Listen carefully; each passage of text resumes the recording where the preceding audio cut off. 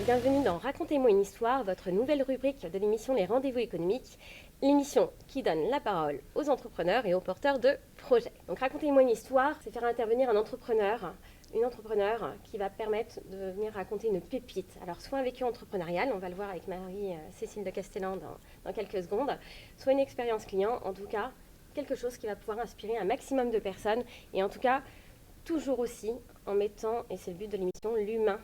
Parce que l'entrepreneur est avant tout un humain au centre tout simplement de sa démarche. Aujourd'hui, c'est quelqu'un qui a su dépasser ses peurs pour créer une entreprise en lien avec ses valeurs, une inclassable coworkeuse, mais pas que, vous allez voir. Je vous demande d'applaudir Marie-Cécile de Castellan. Le petit challenge, c'est d'essayer d'expliquer le parcours que j'ai utilisé, en fait, qui m'a permis d'accéder à la création d'entreprise. Alors, j'ai commencé par être pas très bonne à l'école, j'avoue, et comme j'étais pas bonne en classe, j'étais un peu inclassable. Du coup, j'ai commencé par faire un BTS agricole. Donc, en fait, mon premier métier, c'était d'élever des chèvres dans le Larzac, en gros. Et puis, comme j'ai compris que, mis à part me marier avec un agriculteur, j'avais pas d'avenir en tant que femme dans l'agriculture, c'était il y a longtemps, parce que j'ai un petit peu d'âge. J'ai changé de braquet et je suis devenue, en fait, professeure de maths et d'anglais dans un collège, alors horticole. D'accord ? Donc ça a un lien quand même avec l'agriculture. Ensuite, je suis devenue cavalière de spectacle parce que depuis 40 ans, je travaille avec des chevaux. Ensuite, j'ai dû faire quelques petites piges dans des journaux locaux, des corrections orthographiques, parce que j'étais pas mauvaise en orthographe, entre autres. Je parle anglais aussi, donc du coup, j'ai travaillé comme commerciale dans des entreprises qui avaient besoin de quelqu'un qui se débrouillait en anglais. Donc j'ai fait un peu commercial pour le transport routier, fret aérien, fret maritime. J'ai travaillé aussi à la Maison nationale des éleveurs. Tiens, l'agriculture revient par là. Donc, avec des ingénieurs agronomes, j'étais chargée de faire des articles, enfin de regrouper des articles pour en faire des bibliographies, en fait, pour leur permettre de travailler correctement. Un parcours assez éclectique. Voilà, donc il y a un petit peu de tout, on va dire. Donc, j'ai testé des choses.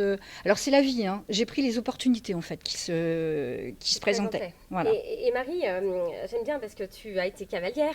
Oui. Tu parlais une cavalière aussi, donc j'aime beaucoup ce dicton, enfin ce qu'on utilise dans le monde équestre, en avant, calme et droit devant. C'est ça. Si je comprends bien, malgré, parce que j'ai lu dans ton parcours qu'il y avait des personnes qui t'avaient peut-être un peu aussi découragée, ou comme c'est le cas parfois, par peur, les gens nous mettent des peurs aussi. Est-ce que tu peux nous raconter ton parcours et comment tu as su dépasser en fait tous ces obstacles-là en allant droit devant? Alors oui, c'est vrai, à cheval, on apprend à être en avant, calme et droit. C'est-à-dire que de toute façon, malgré les aléas, j'allais dire, la gestion de l'aléa est hyper importante, surtout quand on a comme moi pas un bagage énorme au niveau, surtout à l'époque où il fallait des diplômes.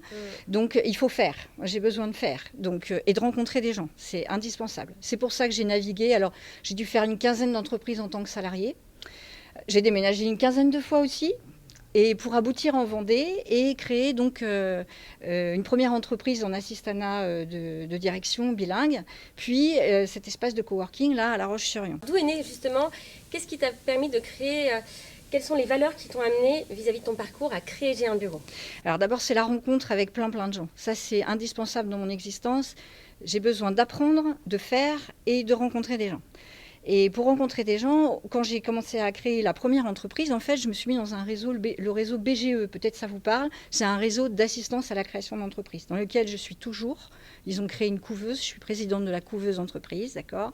Donc j'aide des entrepreneurs, en fait, tous les jours, et j'en rencontre régulièrement, qui créent leur activité. Donc ils sont tout neufs, avec des peurs aussi, voilà. Par rapport à ton parcours, ce que je comprends, c'est que voilà, tu es capable, j'ai lu que tu accompagnais, enfin j'ai vu, on a été plusieurs à voir ton espace de coworking, c'est très bienveillant, c'est une grande famille là-bas, enfin c'est à ton image en fait, voilà. Marie. Et donc tout ça c'est lié en fait au fait que tu aies toujours eu ce...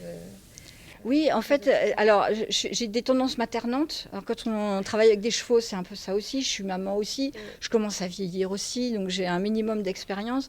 Mais j'allais dire, c'est toujours la relation, elle est quand même, elle est équilibrée, parce que je suis en permanence en train d'apprendre des autres, en particulier des jeunes, et puis des anciens parce qu'ils ont l'expérience, et des jeunes parce qu'ils ont la motivation, l'énergie, la force, voilà. Et puis ils approchent toutes les nouvelles technologies, tous les trucs nouveaux qui sortent. Donc j'apprends tous les jours des choses nouvelles. Et ça, c'est fabuleux.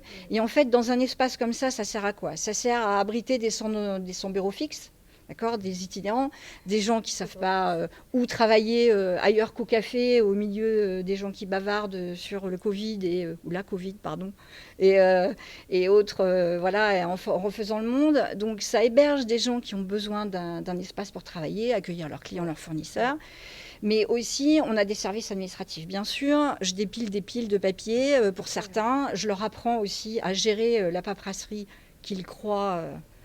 comme ça, alors qu'en fait, c'est juste un petit tas, voilà.